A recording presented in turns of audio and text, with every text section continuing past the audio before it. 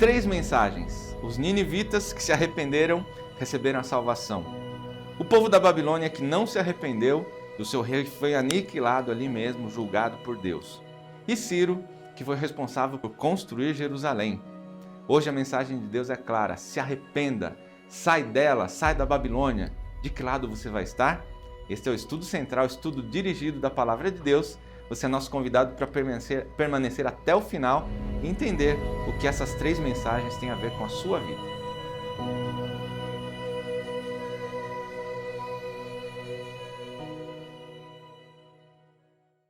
Mais uma vez, a nossa gratidão a você que acompanha o nosso canal aqui do YouTube da Igreja Adventista do Sétimo Dia, que traz até você o estudo central. Nós já chegamos no estudo na lição de número 13. E você sabe que essa é a última lição do trimestre. Tem muita coisa interessante, muita coisa bacana que a gente vai abordar hoje. Mas eu gostaria de pedir para você dar uma pausinha aqui nesse vídeo, deixa o seu like, curta aqui o nosso conteúdo, compartilhe esse conteúdo com quem você ama. E se você ainda não faz parte da nossa grande família, como eu gosto de dizer aqui, se inscreva no nosso canal agora, clica aí no sininho também para receber as notificações. Tá bom? É a palavra de Deus que vai ser aberta e onde a palavra de Deus é aberta, você já sabe, chega a bênção até você. Eu gostaria de mandar alguns abraços para aquelas pessoas que nos acompanham e costumam deixar aqui os comentários. A gente fica muito feliz em ler os comentários. E o abraço hoje vai para o Rubênio Xavier, de Naviraí, no Mato Grosso do Sul. Rubênio, muito bem-vindo, viu? Muito obrigado por estar sempre com a gente. Raquel Oliveira, do Guarujá, aqui do estado de São Paulo. Nivaldo Silva, de Feira de Santana, da Bahia. Olha, já tem um baiano aqui que vai participar com a gente já. Você vai conhecer ele aí. A Tati Brasil, de Varginha, Minas Gerais. Nossos amigos mineiros também sejam muito bem-vindos. E Gil Jacinto Rufino, de Maputo, no Moçambique. É uma alegria saber que você aí de outros países, de outros continentes estão nos acompanhando. Compartilhe esse vídeo para mais pessoas receberem a palavra de Deus onde você está. Eu tenho a alegria de receber aqui esse baiano, pastor Osmar Borges. Pastor, seja muito bem-vindo mais uma vez aqui com a gente. Olá, Alex, é um privilégio mais uma vez estar com você e ter a audiência sua, a sua audiência, você que está aí conosco. Não deixe de ativar o sininho para receber as nossas notificações, também de se inscrever no nosso canal e de compartilhar esse link com mais pessoas. Seja muito bem-vindo ao estudo de hoje. Amém. O pastor Osmar, que é o nosso pastor aqui da Igreja Central de Sorocaba, né? E temos a alegria de receber também o pastor Jander Oliveira. Ele é tesoureiro da APSO, Associação Paulista Sudoeste. Pastor Jander, uma alegria te receber aqui também. Estudar a Bíblia é muito bom. E ao lado de amigos, melhor ainda, Amém. Né? É um privilégio. Obrigado pelo convite, Alex, ao grande amigo pastor Osmar. Estudar a lição e a última lição. Passou rápido, lição. Né? É verdade, é verdade. Pastor, antes de a gente abrir a lição, então, e falar da palavra de Deus, ora para nós, por favor. Oro sim. Maravilhoso Deus, obrigado porque a tua palavra, ela salva, transforma o nosso estilo de vida para melhor. E nós pedimos agora a sabedoria dos altos céus, que só o Senhor pode dar para o estudo aqui da lição. Usa cada um de nós, em nome de Jesus. Amém. Amém, amém. Muito bem, vou pegar aqui o meu guia de estudos. Você já sabe, a lição da Escola Sabatina. São 13 sábados, 13 semanas que nós estudamos e hoje chegamos na última. Alusões, imagens e símbolos. Como estudar as profecias. E como é que foi essa experiência para você ao longo desse trimestre?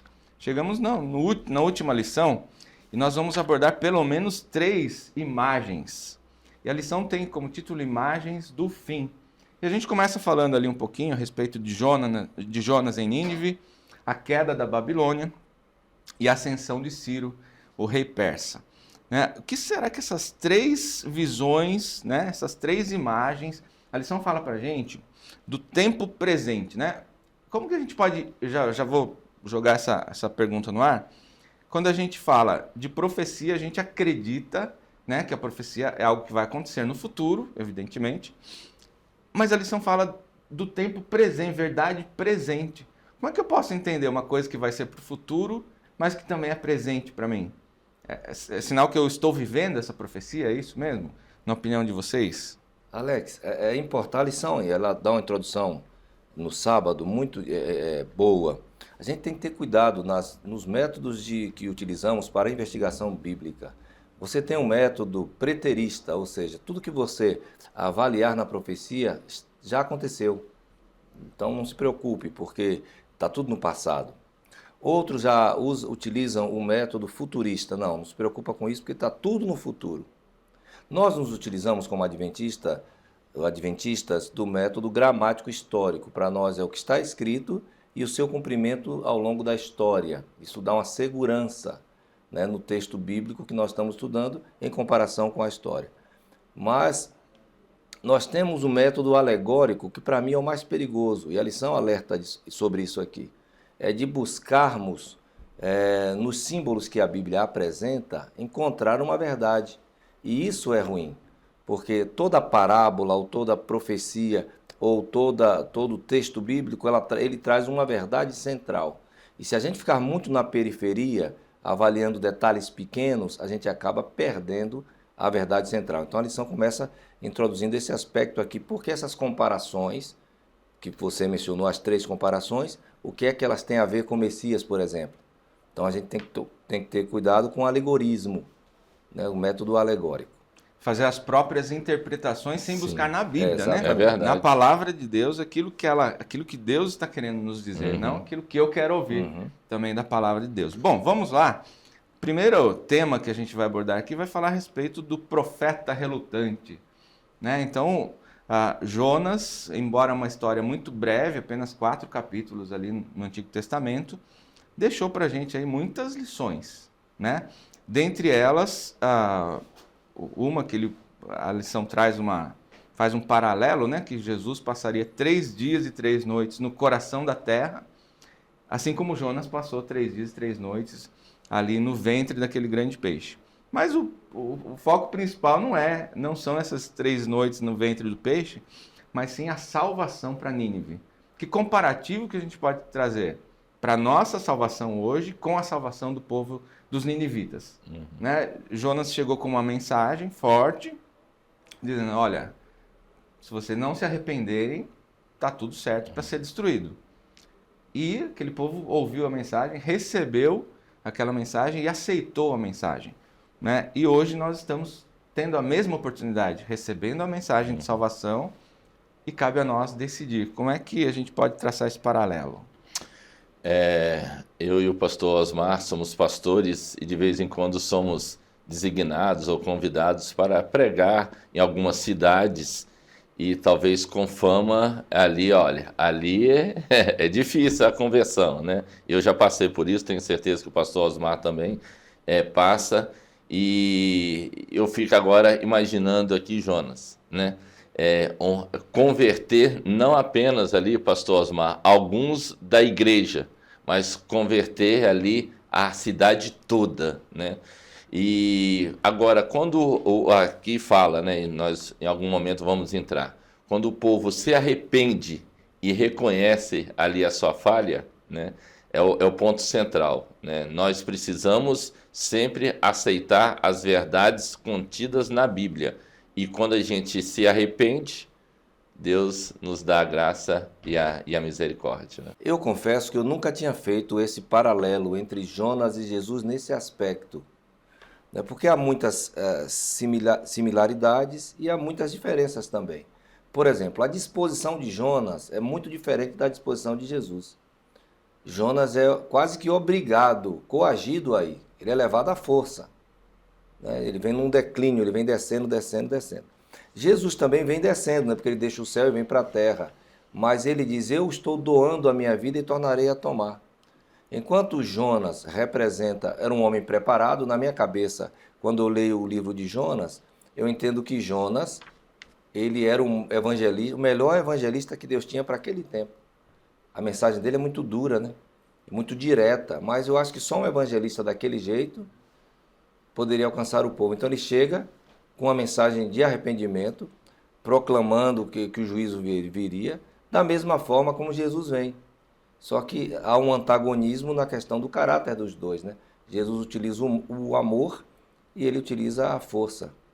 Mas aí os dois, há um antítipo, né, no caso de Jonas, para Jesus, de que ele viria e de que aquele povo, que ele se identifica como hebreu, né? O Jonas, eu sou hebreu, adoro ao Deus Criador do céu e da terra, aquele povo aceitou e vocês não estão aceitando. Há alguém aqui que é maior do que Jonas e vocês não estão aceitando. Né? Então há esse paralelo de que é muito interessante essa aplicação que a lição vai fazer para nós. E Jonas traz para a gente esse paralelo. Jonas parece que ele não ficou satisfeito com a decisão do povo. Né? A mensagem dele era forte, olha, em 40 dias a cidade vai ser destruída, e ele parece que ele contava com isso, né, pastor? E de repente o próprio rei se veste de pano de saco, senta sobre cinzas, né, indicando o arrependimento, ordena para que todas as pessoas daquela cidade façam o mesmo, em atitude de arrependimento e de entrega a Deus. E Jonas, então, parece que fica meio constrangido com isso daí, né? Ele não estava muito satisfeito com a decisão daquele povo. Só que diferente do que houve naquele momento, a Bíblia vem trazendo para a gente, através das profecias, dizendo que muitos serão chamados, ou muitos são chamados, mas poucos escolhidos, trazendo já para os nossos dias. Né? Como é que a gente pode abordar esse tema e deixar para aqueles que nos assistem, para aqueles que nos acompanham, já uma mensagem, né, de esperança, e falar, ó, é hora de decisão. Né? É o momento de a gente saber de que lado que eu estou. Os ninivitas se arrependeram, né? Um povo cruel, que matava, né, a torto e direito. E hoje nós pregamos o amor, mas o arrependimento, será que está vindo a contento? Pois é. Alex, hoje alguns estudiosos falam que no mundo tem cerca de 40 mil religiões. Olha só. Muita coisa. Muita coisa. E para aqueles que nos assistem aqui, qual é a religião certa? Qual é a verdade? E impressionante. Todos que ocupam o púlpito da Igreja Adventista, quer sejam jovens, adultos, mulheres, o tema central ali daquele pregador ou da pregadora vai ser: prepara-te, Jesus está voltando. Todos os temas, qualquer que seja. E essa é a mensagem que o ouvinte, que porventura ainda tem alguma dúvida, veja qual a religião que fala sobre a verdade, porque a verdade, ela salva e transforma as nossas vidas. Né? Amém, a verdade liberta. E voltando a essa comparação de Jonas e Jesus, é interessante, né, que Jonas, ele foi revestido para pregar de uma autoridade, mas o povo assírio era um povo opressor de Israel. Eu usei no norte e do sul aí que vão aparecer, Babilônia e Assíria. Então, ele chega com o intuito de repreensão e etc., mas na cabeça dele, ele queria que fosse feita a justiça. E na cabeça dele, justiça é que todo mundo fosse morto ali, para pagar pelos pecados, né? E assim que ele chega ali para pregar, então ele prega com muita intensidade. Já Jesus, ele chega chamando ao arrependimento com amor. Não quero que ninguém se perda. Né? Em João 13, ele diz assim: todos que o Pai me entregou eu quero, não quero perder nenhum, a não ser o filho da perdição. Então há um contraste aqui entre uma pregação dura e uma pregação amorosa. E Jonas teve um grande resultado, né? Porque a Bíblia diz que haviam 120 mil pessoas que não sabiam separar a mão direita da esquerda. Então entende-se que eram pessoas com crianças, né, que estavam amadurecendo. Então estima-se que a população de Nínive fosse aproximadamente 600 mil pessoas, contando homens, mulheres e crianças. Então, para a obra do evangelismo de Jonas foi maravilhosa, mas a de Jesus foi muito maior. Então, isso prova que quando eu prego com amor, com carinho, eu tenho mais resultado. Vamos avançar um pouquinho aqui na história e na nossa lição, porque a lição vem falando a respeito da Babilônia. A gente faz um paralelo entre a Babilônia física, né, a cidade da Babilônia, e a Babilônia espiritual. E também a gente pode até fazer um paralelo entre os ninivitas que se arrependeram e os babilônicos que não se arrependeram, né? Tudo está dentro do coração, né? Como que vai ser, como que é a resposta? E aí eu gostaria que vocês abordassem para a gente, rapidamente, o que que houve nesse episódio, né? O banquete de Belsazar, a mão que apareceu na parede, né? Mene, Mene, Tekel e Parsim, para que aqueles que nos acompanham possam compreender esse contexto. No contexto aqui, é bom lembrar que os assírios foram destruídos, né? Não naquele momento, porque naquele momento eles se arrependeram. E existem profecias que são condicionais. Então Deus diz, olha, eles serão destruídos se não se arrependeram, mas se arrependessem. Mas eles se arrependeram. No caso de Babilônia aqui, a famosa festa de Belsazar, Nabucodonosor já tinha morrido, era o seu sucessor, que na verdade Belsazar é neto de Nabucodonosor. Ele é advertido por Daniel, né, quando ele toma a decisão dele de usar os utensílios, que ele é julgado ali imediatamente, né? Nós temos outro tipo de juízo, que é o juízo imediato que aconteceu com ele. Daniel relata, olha, seu pai não morreu porque ele se arrependeu, passou 7 anos como animal, mas ele se arrependeu e adorou ao Deus do céu. Você não se arrependeu e você acaba de ser condenado. E ele lê, né? Pesado foste na balança, achado em falta, o reino vai passar de ti e acabou. Naquele mesmo dia a sentença veio. E ele morreu. Então a importância do arrependimento. Eu sou pecador, nós somos pecadores, mas a Bíblia diz, aquele que encobre as suas transgressões jamais prosperará, mas os que confessam e deixam alcançam misericórdia. O que me chama a atenção aqui é que Belsazar afrontou Deus, né? A história fala que ele deu uma festa para 1000 convidados. E eu fico imaginando, quando um rei faz uma festa e para 1000 convidados, não é uma festa simples, é uma festa poderosa, com tudo ali de melhor, né? E os convidados também não são pessoas simples, são pessoas a nível do rei, né? E ali um momento da festa, ele pega e chama um dos seus servos para pegar esses utensílios. E o servo alerta o rei, fala assim, tem certeza, rei? Esses utensílios são consagrados, não podem ser tocados, né? E aí ele, né, pensa assim, eu sou o rei, e afronta. Então, aqui tem várias lições que podemos tirar, né? Muitas vezes nós somos abordados daquilo que, não faça isso e tudo, né? E aqui, no caso, ele afronta Deus, manda pegar os utensílios que são consagrados, e a Bíblia também, ela nos mostra muitos itens que são consagrados ao Senhor, aquilo que nós não podemos tocar, né? A Bíblia fala que o nosso corpo é templo do Espírito Santo, nós precisamos tomar cuidado com aquilo que nós colocamos, o nosso casamento, né? A nossa família também é templo do Espírito Santo, o sábado, olha, você, entre aspas, pode fazer ali aquilo, comércio, você pode viajar, você pode trabalhar, está tudo certo em 6 dias, mas um dia é meu, não toque naquilo que eu separei, né? Então, infelizmente, Belsazar tocou naquilo que é sagrado e pagou o preço com a sua vida, né? Tornou profano aquilo que era santo. O que era santo. Aquilo que era puro. E as consequências dessa ação, o pastor já falou da morte dele, ali que foi julgado imediatamente, mas houve uma cena também toda para... Enquanto isso acontecia, a lição traz para a gente dizendo que enquanto essa festa acontecia, um outro reino estava ali invadindo a Babilônia, secou, o rio era uma fortaleza, a Babilônia. Eles tinham água em abundância, porque o rio passava, corria pelo centro da cidade, e os seus inimigos, então, conseguiram desviar o curso do rio ali e entraram, né, caminhando livremente. E a lição até diz, pode haver alguma dúvida de que essa é a mesma festa descrita em Daniel, ou seja, enquanto eles estavam ali trabalhando para entrar na cidade, desviando o rio, o fluxo do rio, uma grande festa estava acontecendo, que possivelmente era essa festa que Belsazar estava dando, é o que a lição traz para a gente. A Babilônia literal é uma representação da Babilônia espiritual, né? Trazendo para as profecias do nosso tempo presente. E o Apocalipse fala assim, sai dela, povo meu. Que mensagem forte que ela está trazendo para nós, para aqueles que nos acompanham, dizendo, sai dela. O que isso representa? Sai da Babilônia. O que é a Babilônia hoje para a gente? O que representa a Babilônia, pastor?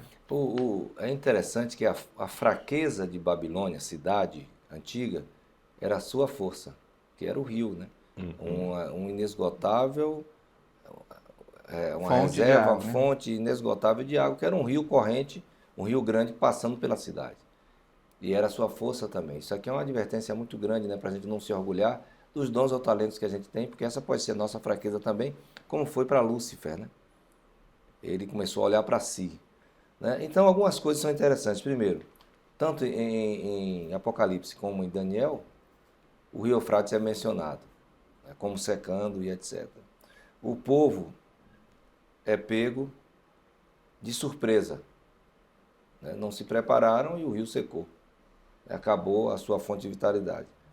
E todos estão conscientes do que vai acontecer. São pegos de surpresa, mas não são ignorantes.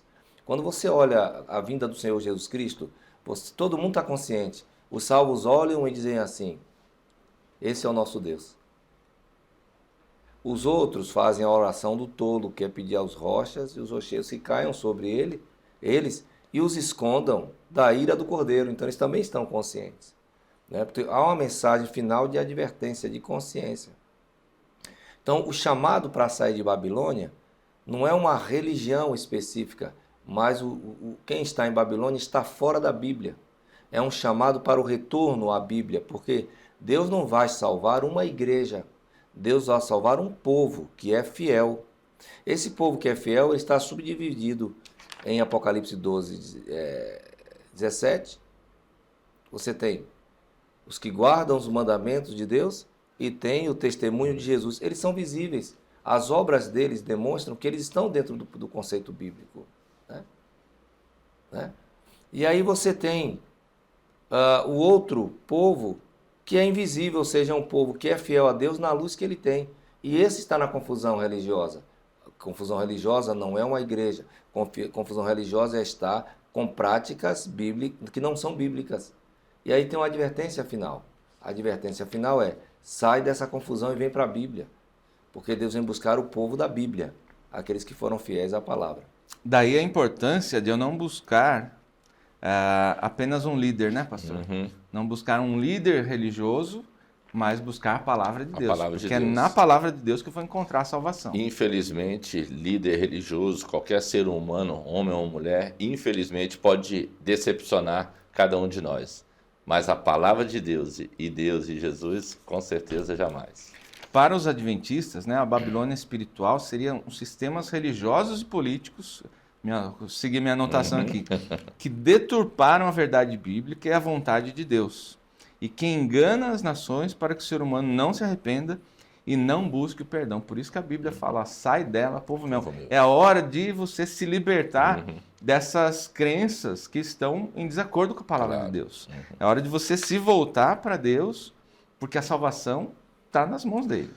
Se você, ao ouvinte, está recebendo algum estudo bíblico e ali está claro alguma coisa na palavra, e aí ali o professor, né, falar assim: não, eu acho, na minha visão é isso, olha, pode parar o estudo imediatamente, porque a palavra de Deus é clara, aberta e direta. Um dos estudos bíblicos que a gente tem é justamente a respeito da palavra, né, da verdade da palavra.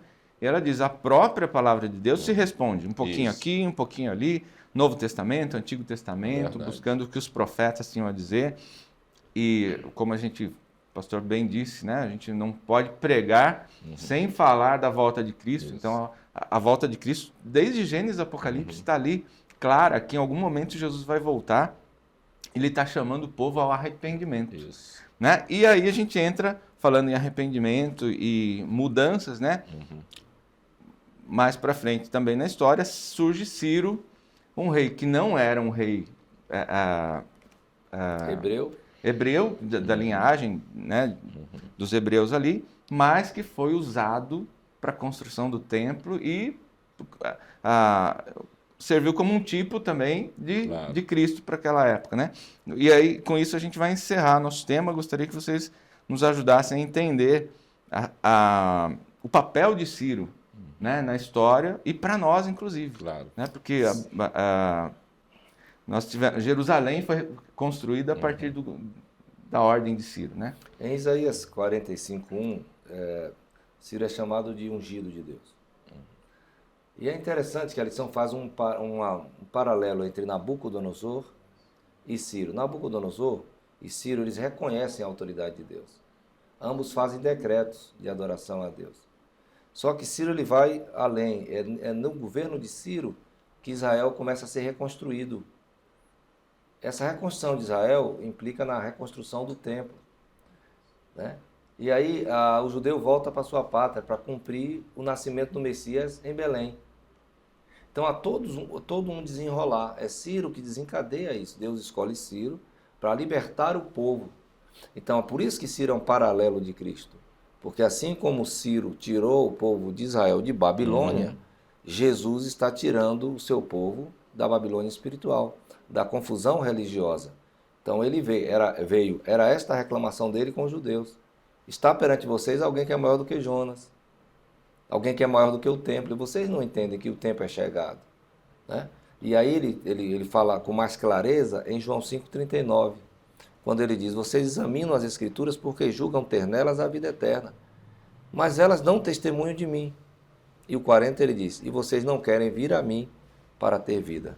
Então há esse exemplo aqui da reconstrução, do decreto, de tudo, o que preparou o caminho para a chegada do Messias. E uma curiosidade, né? O Antigo Testamento que nós conhecemos, ele termina em Malaquias. Mas a lição está dizendo que se fosse seguir cronologicamente, seria Segunda Crônicas, com esses versos que a gente está se referindo. Os últimos versos, né? Os últimos versos, que dizendo que Ciro recebeu de Deus a ordem e a autoridade para construir, então, Jerusalém. Pastor Jander, as suas considerações finais, nosso tempo está se acabando, por favor. Mais uma vez, ao estudar a Bíblia, mostra que Deus está no controle de todas as coisas. Mesmo em meio a tempestades que este mundo nos assola, Deus está no controle e pode acalmar o mar.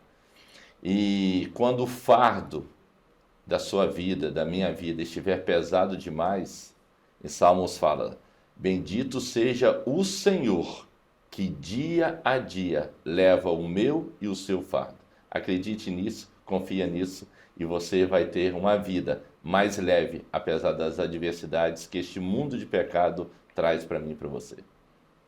Pastor Osmar, suas considerações? Jesus buscou se revelar de várias formas. Se revelou na vida de Jonas, se revelou na vida de Nabucodonosor, se revelou na vida de Daniel, se revelou na vida de José.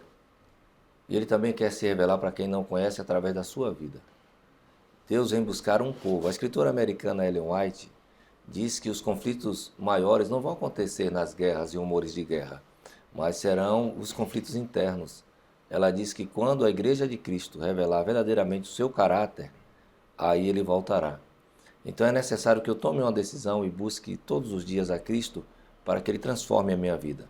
Não importa quão longe você foi, o que importa é que há tempo agora, para que você reconheça, como foi feito por aqueles que viveram, como os ninivitas, se arrependa e tome uma decisão de ser batizado, de nascer de novo. E se você já o fez, de continuar firme aos pés de Cristo. Amém, amém. Eu vou pedir então para o pastor Osmar fazer uma oração para nós encerrarmos esse estudo de hoje. Maravilhoso Deus e nosso Pai, muito obrigado pela Bíblia. Muito obrigado por sua palavra. Ela é lâmpada, ela é luz, ela é o mapa. Amém. Ajuda-nos, Senhor, a termos sinceridade suficiente, não só para pesquisar com afinco, mas para colocar essas coisas em prática. Amém. Nos ajude a viver de acordo com o plano que o Senhor tem para nós. Provoque em nosso coração o arrependimento necessário, que é a tristeza pelo pecado e desejo de mudança e abandono das coisas erradas. Fique conosco, em nome de Jesus nós pedimos e agradecemos. Amém. Amém, amém. Você já sabe, na próxima semana temos uma liçãozinha nova para você. Acesse aí cpb.com.br, faça a sua assinatura ou baixe aqui o seu PDF também e acompanhe o estudo da lição. Muito obrigado por você ter ficado com a gente até aqui. Pastor Jander, nossa gratidão. Pastor Osmar também. Fica com Deus e até o próximo Estudo Central.